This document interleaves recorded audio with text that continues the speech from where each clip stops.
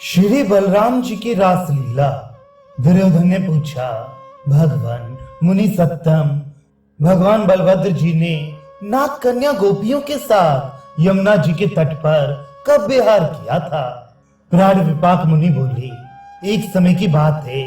व्रज के सुहृद बंधुओं को देखने की बलराम जी के मन में बड़ी उत्कंठा पैदा हो गई।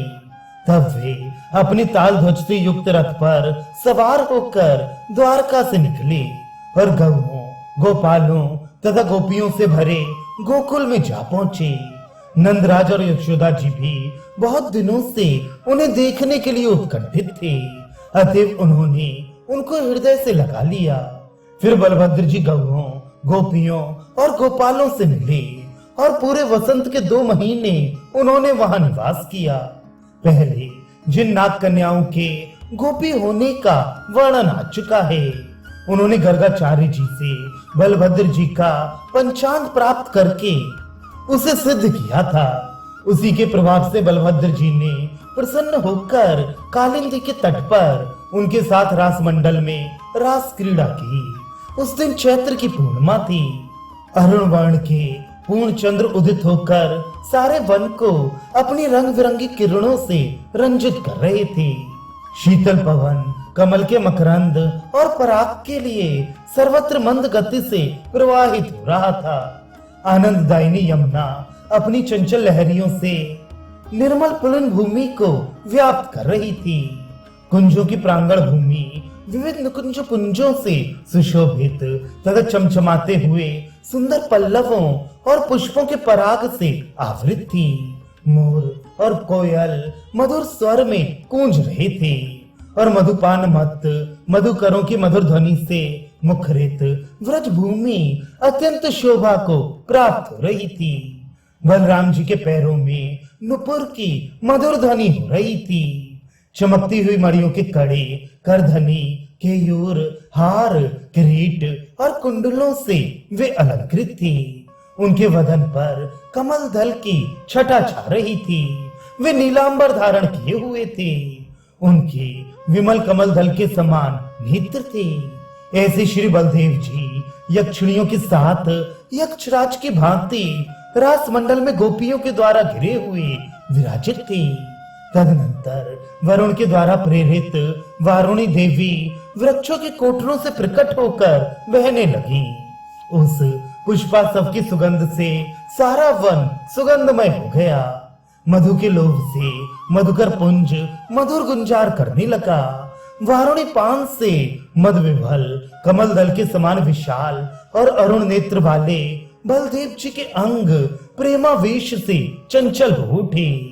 तदनंतर लीला विहार जन्य श्रम के कारण जल कण की भांति पसीने की बूंदें उनके मुख पर प्रकट हो गईं और उन्होंने कपोलों पर रचित चित्रकारी को धो दिया।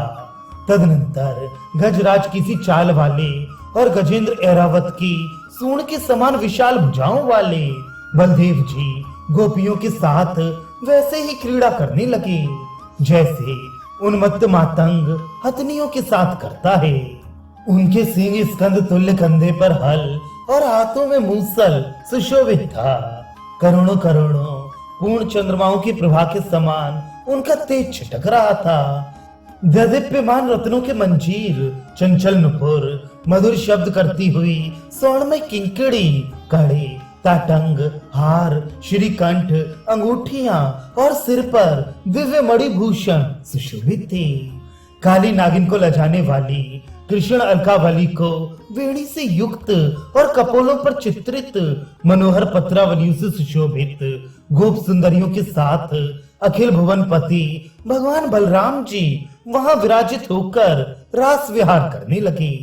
फिर यमुना के किनारे वन में विचरण और क्रीड़ा करते हुए बलदेव जी के मुख कमल पर पसीने की बूंदें दिखाई देने लगी। तब उन्होंने स्नान तथा जल क्रीड़ा करने के लिए दूर से ही यमुना जी को पुकारा, परंतु यमुना नहीं आई। फिर तो बलदेव जी ने क्रोध में भरकर हल्की नोक से यमुना जी को खींच लिया और कहा, आज मैंने तुमको बुलाया किंतु तुम मेरा अपमान करके नहीं आई। तुम मनमाना बर्ताव करने वाली हो। अच्छा, अभी इस मूसल के द्वारा मैं तुम्हारे 100 टुकड़े कर देता हूँ। यमुना जी को जब बलराम जी ने इस प्रकार डांटा तब वे अत्यंत भयभीत होकर उनके चरण कमलों पर गिर पड़ी और बोली, हे लोकाभिराम राम, हे संकर्षण, बलभद्र, हे महाबाहो, मैं आपके असीम बल पराक्रम को नहीं जानती थी। आपके एक ही मस्तक पर सारा भूखंड मंडल सरसों के समान पड़ा रहता है। मैं आपके परम प्रभाव से अनभिज्ञ हूँ और आपकी शरण में आई हूँ। आप भक्त वत्सल हैं, मुझे छोड़ दीजिए। इस प्रकार प्रार्थना करने पर गोपराज बलभद्र जी ने यमुना जी को छोड़ दिया और हथनियों के साथ गजराज की भांति वे गोपियों के साथ जल क्रीड़ा करने लगे।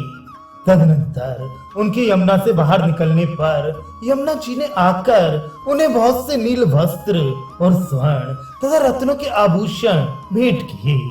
दुर्योधन बलराम जी ने उन सब वस्त्राभूषणों को पृथक पृथक गोपियों में बांट दिया और स्वयं नीलांबर तथा नवीन रत्नों से निर्मित स्वर्ण माला को धारण करके ऐरावत की भांति विराजमान हो गए। कौरवेंद्र इस प्रकार क्रीड़ारत यादव श्रेष्ठ बलराम जी ने वसंत ऋतु की रात्रि को व्यतीत किया। जिस प्रकार हस्तिनापुर को देखने पर भगवान बलराम जी के पराक्रम का दर्शन होता है, उसी प्रकार आज तक यमुना जी टेढ़े मार्ग से प्रवाहित होती हुई उनकी शक्ति को सूचित कर रही हैं।